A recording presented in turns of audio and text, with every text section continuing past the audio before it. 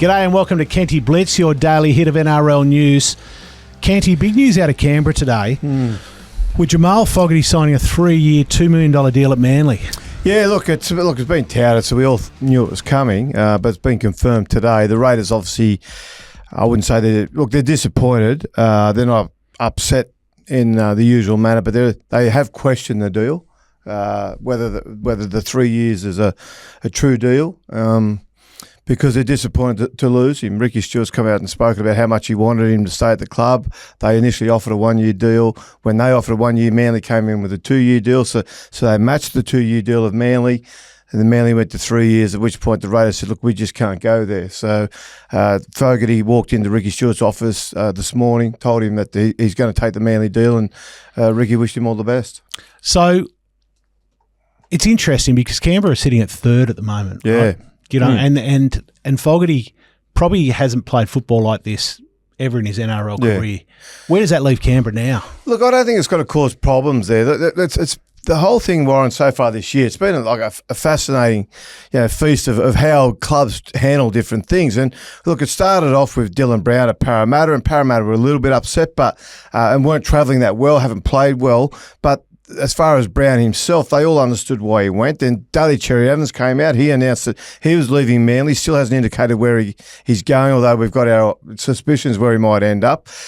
Then we've all gone to, after that, obviously the Lachlan Galvin situation, which was handled completely differently by the club and his teammates.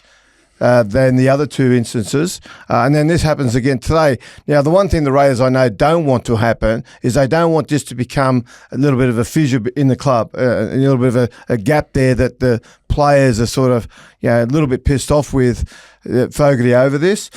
So the one thing that Ricky has really tried hard already to really just nail home is that, look, mate, we're disappointed to see you go. We understand why you're going, but we've still got a good season ahead of us, and let's just concentrate on that. And I think that'll help Fogarty now, settle into the role. Okay, he knows his future's now been settled. The team is performing well, which is a good thing for him. And the last thing the Raiders want to do right now is undermine their season by having these below the surface jealousies or annoyances that he's leaving the club. So they'll work very hard, I think, to make Fogarty feel like there's no drama that he's leaving, and to make the rest of the players understand that why he is leaving. That's an opportunity that he could not knock back. So I think the Raiders will get through this okay, as really has Parramatta and Canberra, Parramatta and Manly have in their instances. So Ricky's been vocal about the fact they've got a young guy, Ethan Sanders, who they signed from Parramatta a couple of years ago, the next big thing. Yeah. I mean, do you think he's pinning too much hope on a young kid like that? Well, he's already indicated that he'd probably go to market and look for an experienced half for the next year or two. So that would suggest that the Raiders know where Sanders is at. But the funny thing is, Warren, with this is Canberra are a bit of a surprise packet at the moment. So Canberra sitting third where nobody expected them to be. There was a bit of a train of thought around this year and last year that the Raiders, last year that they were going to finish last, this year they weren't going to finish much better because they've lost so much experience out of the team.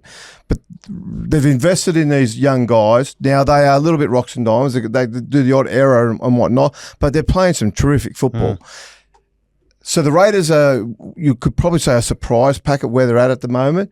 So they're making the most of it. They're trying to make the most of it. By no means are they the finished product. So if you're talking to Ricky Stewart now and if you said to him, are you a premiership threat this year, he probably would have started the season. I know he took great offence at people saying that they would miss the 8 this year. But I also don't think the Raiders within their hearts probably thought they were a premiership threat. But with each round and the way that they're playing, they play a slightly unorthodox style in attack. With each round, they are getting stronger and better, and they're looking the goods. And people are starting to say, you know what? If they keep going like this, they keep improving, they're a chance. And I think they're trying really hard now not to really sort of rattle that, the Raiders, and just keep everything nice and mellow and even, and let's just keep doing what we're doing and no one ruin it by starting to sort of get outside the lane. Internal combustion. Yeah. You know, it's interesting. Within the game, the Canberra recruitment team is held in very high regard, and that's come to fruition this year particularly, you know. Well, look, Canberra's one of those clubs. They have to develop players. They're not a recruitment club. They're not a club that gets out in the market and signs players. We've seen that over the years. They actually, in many ways, have trouble attracting players to Canberra. People just sit there simply say it's too cold. A lot of Sydney guys will, when they sit down and negotiate, just go, I don't want to live there, it's too cold, and all the rest of it.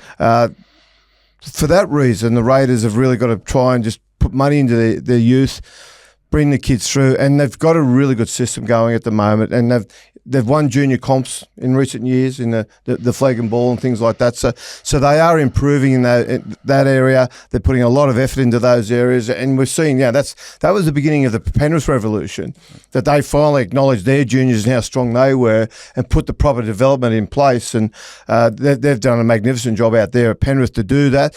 We see Phil Gould's now doing the same thing at Canterbury. Canterbury have always had traditionally strong juniors, but they fell away there for 4 or 5 years and fell away fairly drastically. But since Gould's arrived, they've put their emphasis back in getting the juniors coming through, so they're doing that again. And Canberra are following the same pattern. They've got to they realise that they've got to bring players up through the system. So for at least a few years, you have this chance where you can sign kids coming through, they develop quickly, and you probably get them a little bit less than what they will be worth on an open market. And that's how they do. That's how they strengthen their team.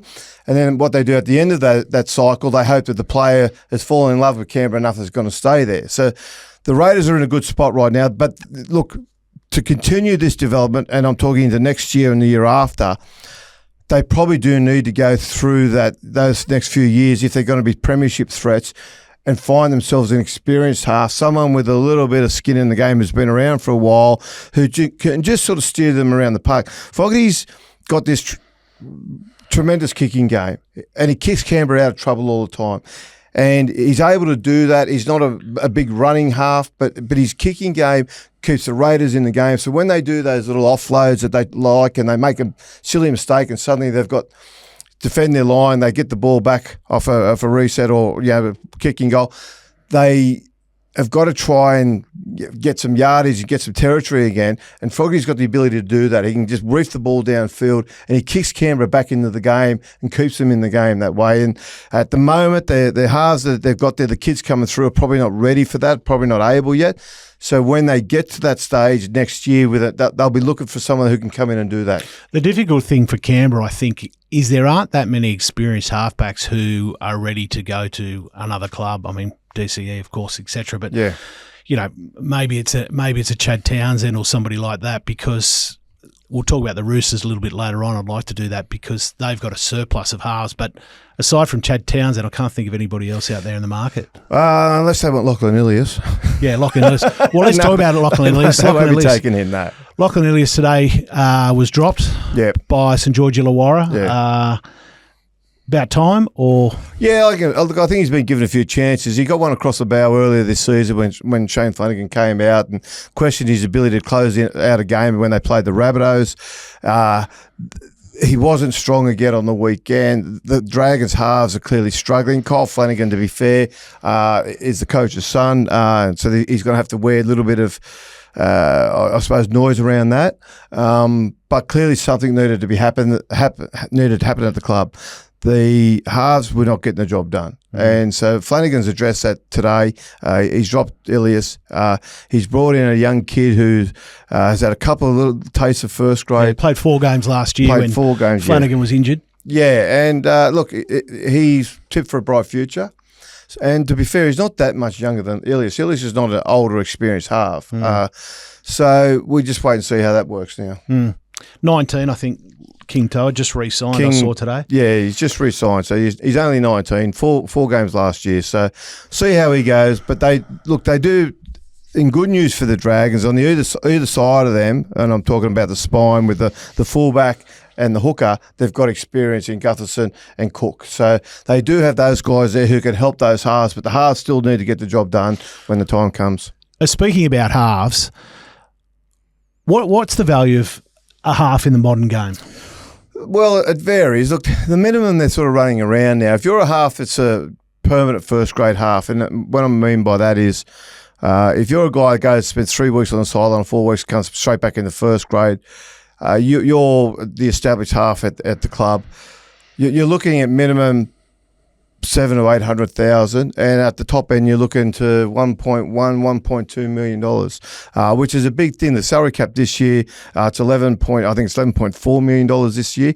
So if you're on $1 million at a club, you're taking the best part of 10% of the salary cap. So there's a lot of responsibility that comes with that money. Obviously, Nathan Cleary's rumoured to be on about 1.2 as the highest paid player in half in the game, because Kalen Ponga's the highest paid player. But you've got to sort of pay that, Warren, because that's where the games are won. Yeah, the halfbacks are the most crucial to get that result for you. You've got to pay that. But we are seeing right now this growing market. It's almost exploding. Dylan Brown came out at the start of the year and signed a $1.2 million a year deal with Newcastle starting next season.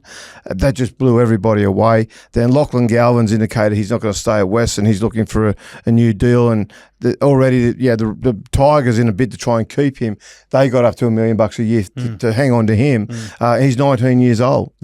So the market it's growing. It's a funny thing. Matty Johns wrote a column the other day, and he's talking about the value of halves, and he likened it to there's something Sydney people really understand. He likened it to the real estate market, and once a house goes for something in a certain street, suddenly all the other houses are connected to its value. So if it goes for an extra $1 million than what they thought it was going to be, suddenly every other homeowner in that street's looking at their own house, going, you know what, that's a good result for us, because they're doing their own numbers, and it's pretty similar with halfbacks. Halfbacks, more than any other position, could drive their price, and right now the managers are really screwing down on clubs. They're really coming in hard for top dollar for their halves.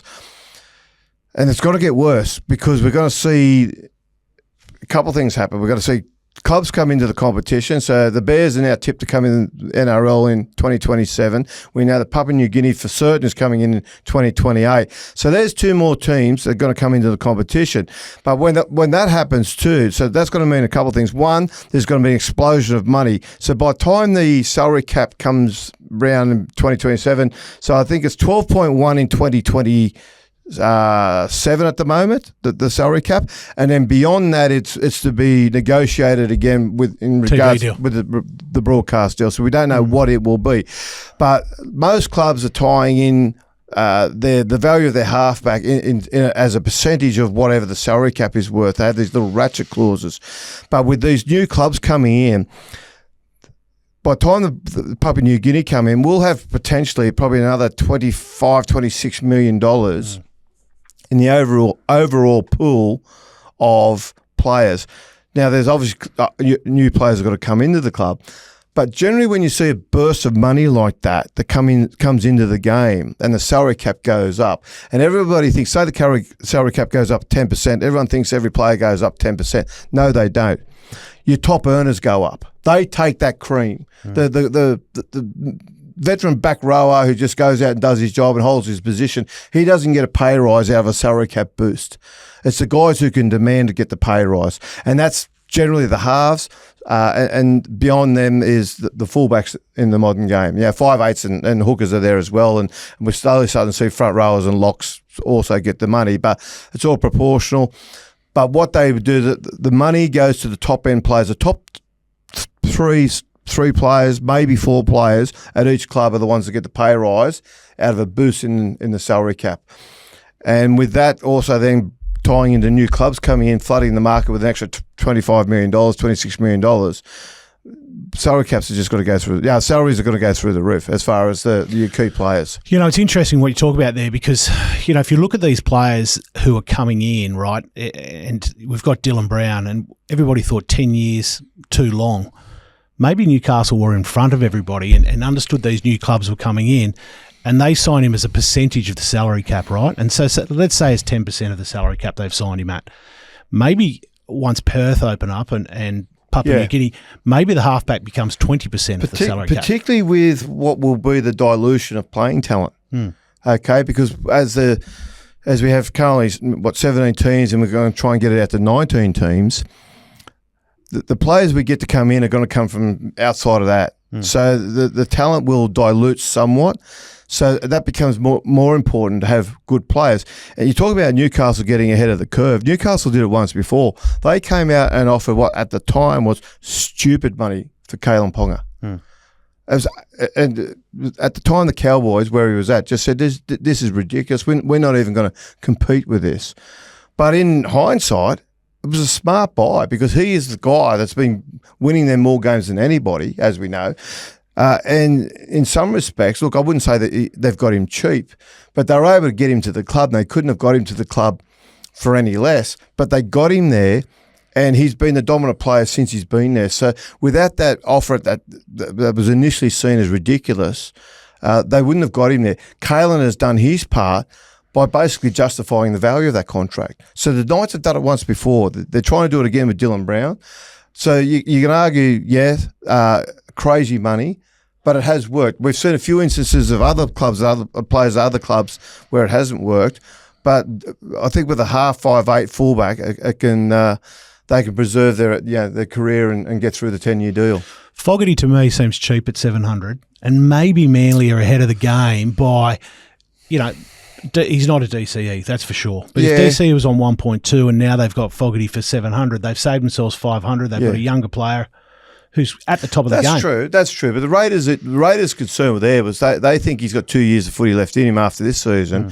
They didn't think he'd get a third year out. They don't want to offer him a third year, have it on their cap if he can't get through that third season. So they were, and they'd know him, to be fair, better than Manly because they'd be seeing him at training. They'd see how he recovers. They see what work he's doing during the week.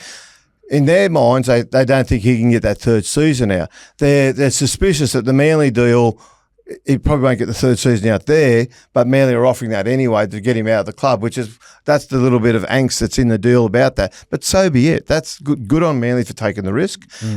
Good on Fogarty for getting the contract. And the Raiders, look, they might be proven right. In 2 years' time, if we're still sitting here, we might say, you know what, the Raiders are spot on and they dodged the bullet. They don't have this money sitting on the cap for a player who's busted and can't get through. We don't know any of that. So both sides have sort of sided with wherever their conscience is on this. The Raiders don't think he'll get 3. Manly are prepared to offer 3.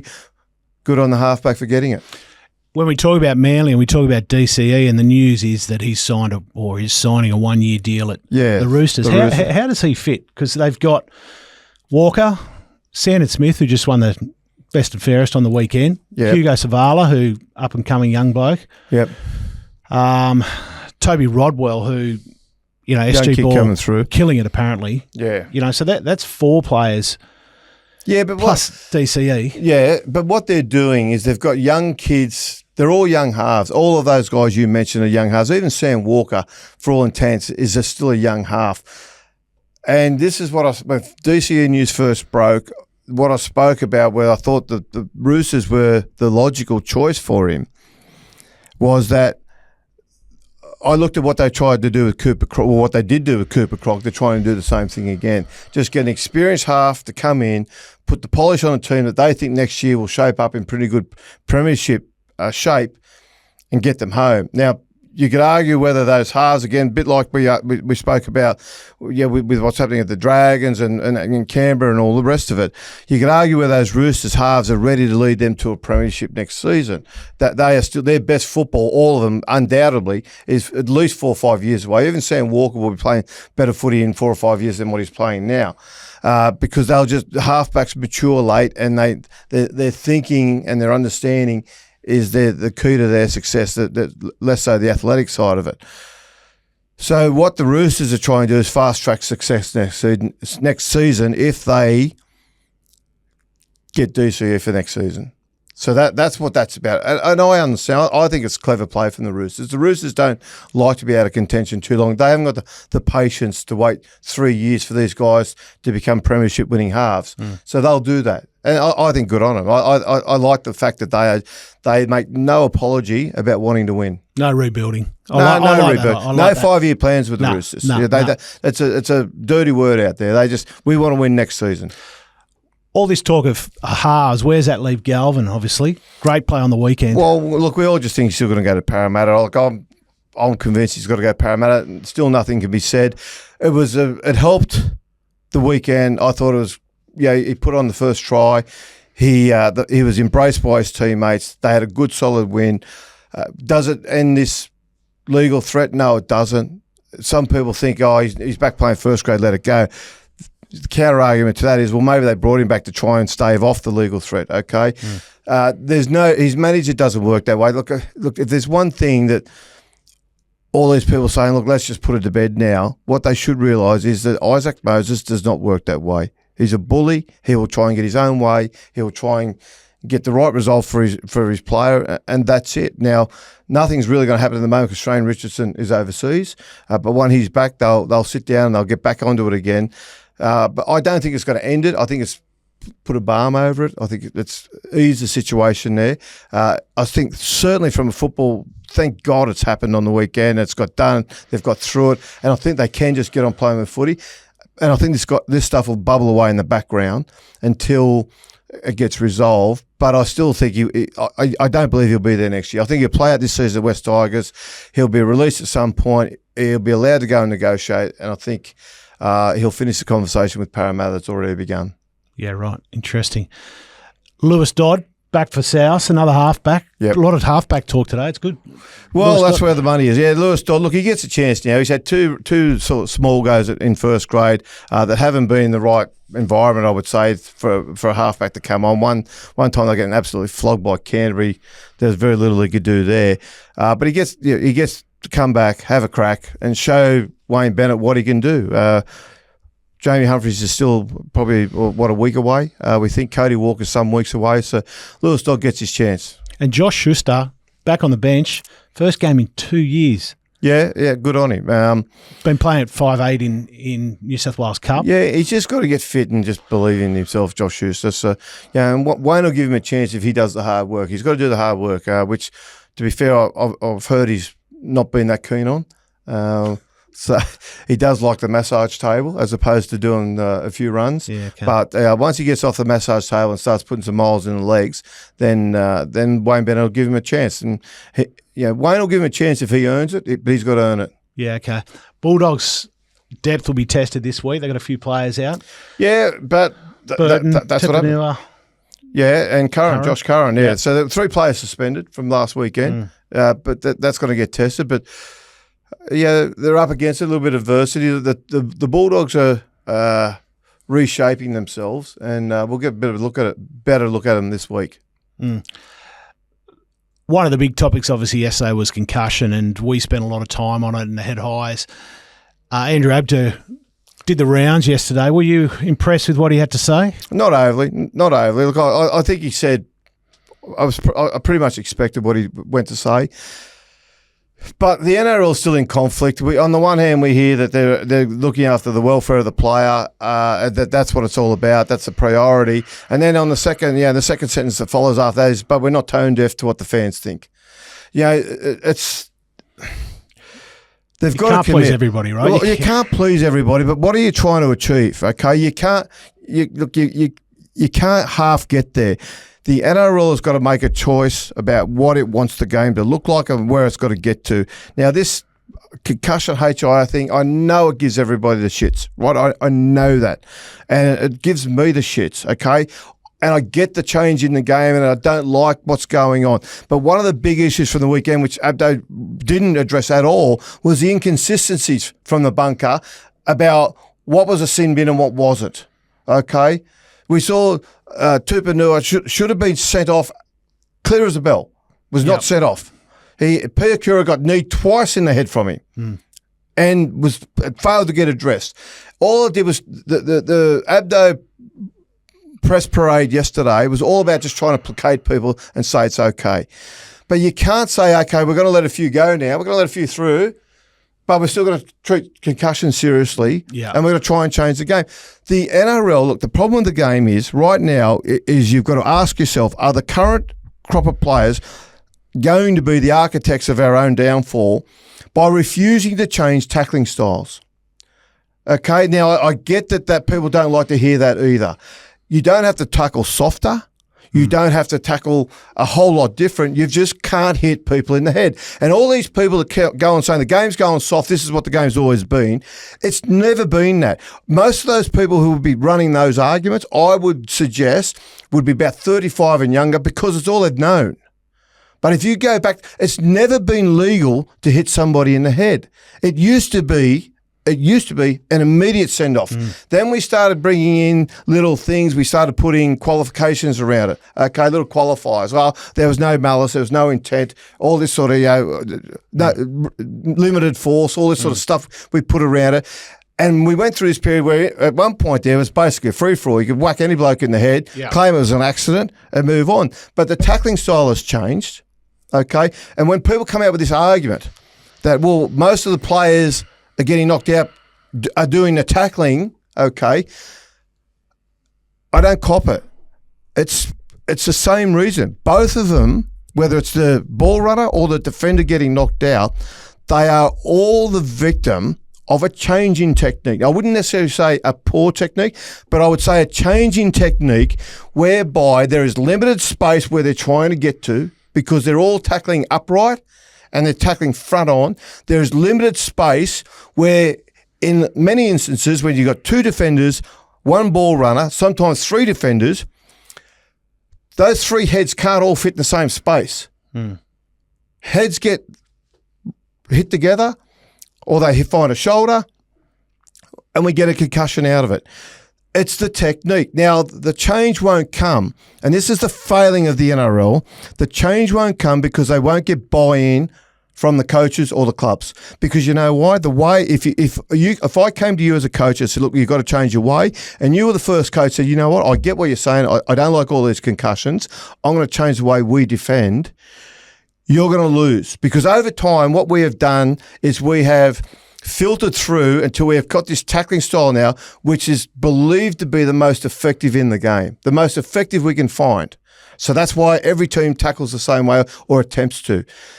So if you're the first coach that goes, yeah, I get it. I don't want my guys getting concussion and drawing ducks on the wall when they're 45, so I'll change my style.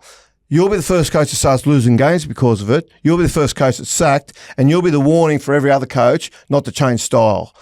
So the NRL's got to find a way through that. Until the NRL finds a way through that, we're going to stay on this merry-go-round whereby we sit there and we have a crackdown, we all get the shits, then we ease off, and nothing really changes. And look, I get the frustration of everybody in this, and I feel it too, but if the game can't force its way through, there is a very real chance that at some point, because this is the way we go as a society, that at some point down the line, it will simply be not allowed to be played anymore. Some government will come out and say this sport is putting too much stress on our health system with all these middle to late age men in old age homes on dementia. And I'll just say, mate, we're not allowing the game to be played anymore. Scary thought, isn't it? Well, that's an extreme. Okay, yeah. That's an extreme. Yeah, I get it. But that's the way we go down these sort of woke agendas. Sometimes this is where we're heading. So we've got to try and cut that off now, and we can do that by just adapting the way we tackle. But the game's got to drive that. It's got to drive it with the cooperation of the coaches and the players. If they don't get their cooperation, which they're not, they're getting lip service from the coaches and players. Boys, this is what the NRL says, just go ahead and do what you got to do, right? And that's what they're doing. But until they do that, it's not going to change. And the only way, look, this is the extreme, the only way you can actually change it is if you say to the clubs, if you don't do it, we're going to change the base penalty. It's no longer going to be 2 weeks on the sideline for a head-eye tackle. We're going to start looking at 8 weeks or 9 weeks or 10 weeks.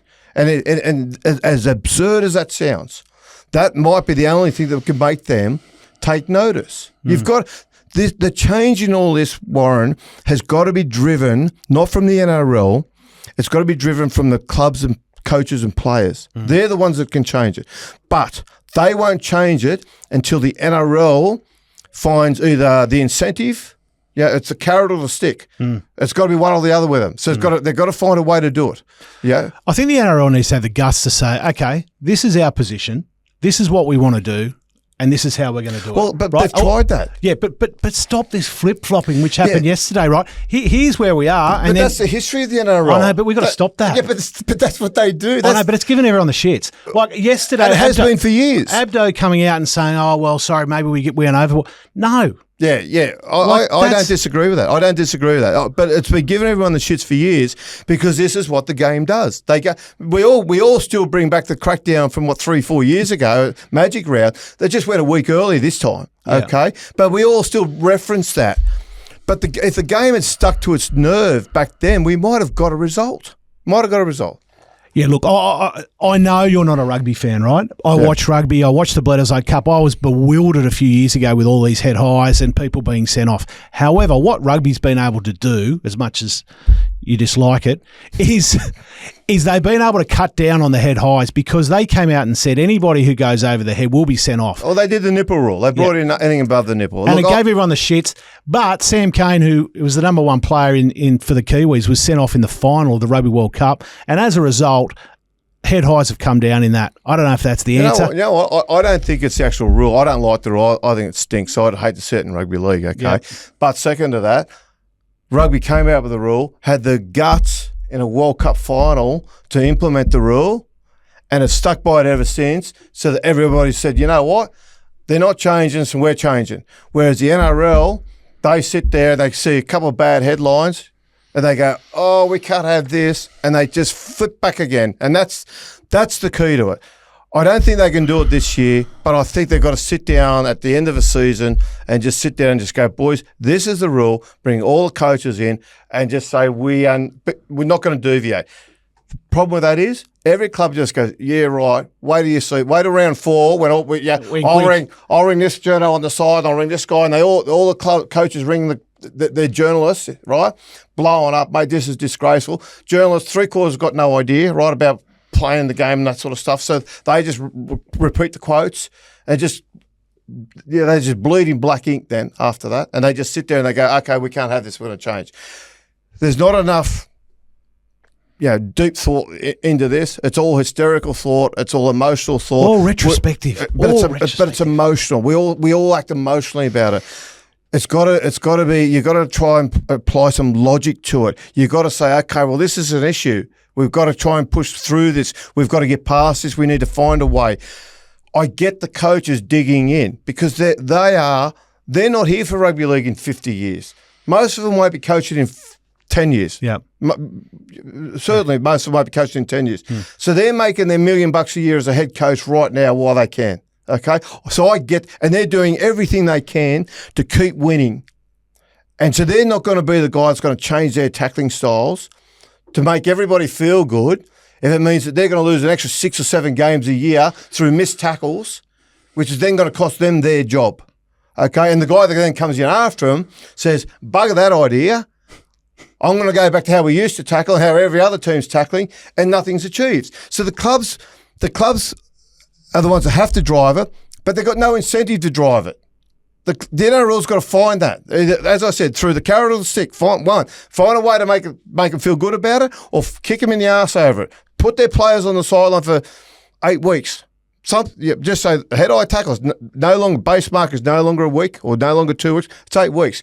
If you've got to go down the State Cup and fill your roster full of that, bad luck. Yep. Now that's extreme. That's going to piss a lot of people off, right? But the coaches, if you don't give them something like that, if you don't give them the incentive to change, they simply won't. And they simply haven't. And they're not doing it now. All they've done since this has happened is they've got on the phone to all the journos over the weekend, blowing up saying, mate, this is disgraceful. It's been fed through the commentary, which then fuels the audience who's watching it, who's listening to all these people who know more than them about the game, and thinking, well, if they're saying it, it must be right because they're saying it. They're far more experienced in the game than I am. It's widespread criticism. It's all in chorus. So it must be right. And so it just adds fuel to the fire until then we get Abdo yesterday try and put it all out. Okay, yeah. And it doesn't make sense. You can't sit there and treat this stuff seriously on the one hand, but say we're not tone deaf on the other. What, so you're not tone deaf, so you're going to let 3 or 4 through just to keep everyone happy? Yeah. Like it just does not make sense. Yeah, and that's why podcasts are good, and that's why Kenty's here, because it's no bullshit. See you tomorrow.